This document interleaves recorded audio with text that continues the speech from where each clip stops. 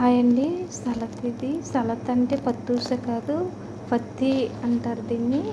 దీనికి కావాల్సిన రెసిపీ అండి, పత్తికి కావాల్సిన రెసిపీ వంకాయలు వేపుకోవాలండి, శనగలు కూడా వేపుకోవాలి, పొటాటో ఇలా కట్ చేసుకుని వేపుకోవాలి, ఇవన్నీ ఇలా కట్ చేసుకుని రొట్టు కూడా కట్ చేసుకుని వేపుకోవాలండి.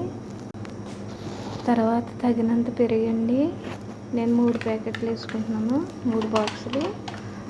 మైనీస్ ఒకటండి, మైనీస్ కలుపుకోవాలి, ఇవన్నీ మిక్స్ కలుపుకోవాలి. ఇదొకటి కలుపుకోవాలండి, తహీని అంటారు అరబీలోను. ఇవన్నీ మిక్స్ కలుపుకోవాలి. సో నిమ్మకాయ జ్యూస్ ఒకటి, ఇంకా సాల్ట్ ఏమీ వేయకుండా ఇవన్నీ మిక్స్ చేసుకోవాలండి.